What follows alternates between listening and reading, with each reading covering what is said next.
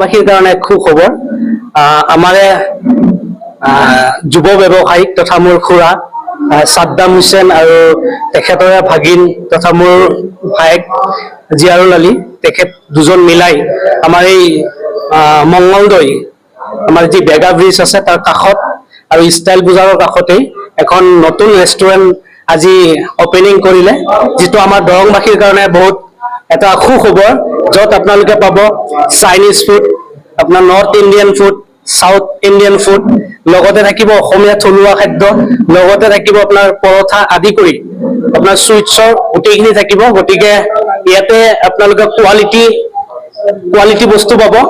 বেলেগ ৰেষ্টুৰেণ্টৰ তুলনাত ইয়াতে আপোনালোকে সুস্বাদু তথা আপোনাৰ কম দামত ভাল বস্তু পাব।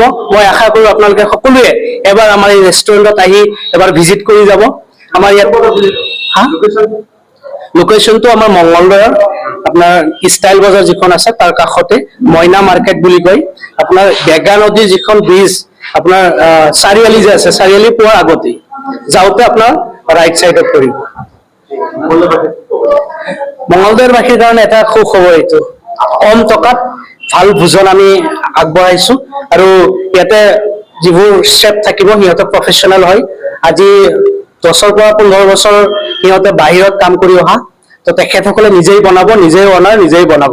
গতিকে কথা আমাৰ গোটেই অসমবাসীৰ বাবে এটা ভাল খবৰ, কাৰণ নিৰ্বাচনৰ ফলাফল তাৰ পৰিপ্ৰেক্ষিতত আজি দৰংবাসীৰ কাৰণে এটা সুখবৰ, আনন্দৰ খবৰ যে মঙ্গলদৈৰ মাজমজিয়াত আপোনাৰ বেগা নদীৰ কাষতেই মইনা বজাৰত আজি স্বাদিষ্ট নামৰ ৰেষ্টুৰেণ্ট এখন আমাৰে দৰঙৰ দুজন সন্তানে আপোনাৰ সাদ্দাম হুছেইন আৰু জহিৰুল ইছলাম তেখেত দুজন মিলিয়ে মানে একত্ৰিতভাৱে ব্যৱসায় কিনে আগবাঢ়িছে। স্বাদিষ্ট নামৰ ৰেষ্টুৰেণ্ট নামাকৰণ কৰি কিনে তেওঁলোকে বিগত 10-15টা বছৰত আপোনাৰ সাউথ ইণ্ডিয়া বুলি ক'লে কেৰেলা, চেন্নাই, আপোনাৰ তামিলনাডু, বাংগালোৰ তো আদিবোৰ যিবোৰ মায়ানগৰী বুলি কোৱা হয়, সেই নগৰবোৰত তেওঁলোকে চিফ হিচাপত কাম কৰি কিনে তেখেতৰ যি অভিজ্ঞতা, সেই অভিজ্ঞতাৰ স্বাদ আমি এইবাৰ মঙ্গলদৈত থাকি আমি ল'ব পাৰিম। সেইটো আমাৰ কাৰণে সৌভাগ্যময়।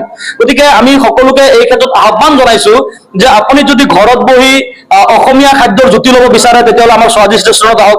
লগতে যদি চাইনিজ তথা সাউথ ইণ্ডিয়ান, কেৰেলা, তামিলনাডু, বাংগালোৰৰ খাদ্যৰ স্বাদ ল'ব বিচাৰে তেতিয়াও আপুনি আমাৰ এই স্বাদিষ্ট ৰেষ্টুৰেণ্টত আহক। খুব এটা কম খৰচত, খুব এটা কম বাজেটত, মিনিমাম টকাত আপুনি দেশ বিদেশৰ লগতে অন্যান্য ৰাজ্যৰ লগতে আমাৰ অসমৰ যি মূল খুঁটি আমাৰ খাদ্য, সেই খাদ্য আপুনি সুস্বাদুভাৱে ইয়াত গ্ৰহণ কৰিব পাৰিব। আৰু ইয়াত কেৱল ভাত বা অন্যান্য খাদ্যৰ উপৰিও আপোনাৰ মিঠাই বা চাহ বা পৰঠাৰ সমস্ত যা যোগাৰ আছে, আৰু লগতে এটা মিটিঙৰো ব্যৱস্থা আমাৰ ইয়াতে কৰা হৈছে। গতিকে যিসকল দল সংগঠনসমূহে বা ৰাজনৈতিক অৰাজনৈতিক দল সংগঠনসমূহে কেতিয়াবা 20-30টা মানুহ লৈ হোটেলত বৈঠক কৰি তেওঁলোকে খাবলগীয়া হয়, কিন্তু মঙ্গলদৈত পৰ্যাপ্ত পৰিমাণ আমি তেনেকুৱা ঠাই দেখা নাই, বা থাকিলেও যথেষ্ট কষ্টলি হোৱা দেখা যায়। তেওঁলোকক আমি আহ্বান জনাম যে কম খৰচত আপোনালোকে 20-30-50 জন মানুহ লৈ আমাৰ ইয়াতে আহক স্বাদিষ্ট ৰেষ্টুৰেণ্টত। সম্পূৰ্ণভাৱে আপোনালোকে মিটিঙৰ সুযোগ সুবিধাৰ লগতে এটা সুস্বাদু খাদ্য পাব। গতিকে সমূহ যুৱক যুৱতী, আপোনাৰ আমাৰ দাদা ককা যিসকল আছে বা দল সংগঠনৰ যিমান দল সংগঠনৰ লোক আছে, সকলোকে আমি আহ্বান জনাইছো যে দৰঙৰ এই যিটো সফল ব্যৱসায় এটা গঢ়ি উঠিছে, ইয়াক আমি আগবঢ়াই লওঁ। পৰৱৰ্তী সময়ত যাতে আমাৰ যুৱকসকলে অন্যান্য ৰাজ্যত কাম কৰিব যোৱাৰ পৰিৱৰ্তে ইয়াত এটা নিয়োগ ব্যৱস্থা পাব, কাৰণ আপোনাৰ ৰন্ধা বঢ়া, ৰিচিপশ্যনিষ্ট, গতিকে এই লোকসকলক আগবঢ়াই নিয়াটো খুবেই প্ৰয়োজন। সকলোকে আহ্বান জনাম যে আপোনালোকে আপোনালোকৰ আহাৰ এবাৰ আমাৰ ইয়াতে স্বাদিষ্ট ৰেষ্টুৰেণ্টত গ্ৰহণ কৰি চাওক।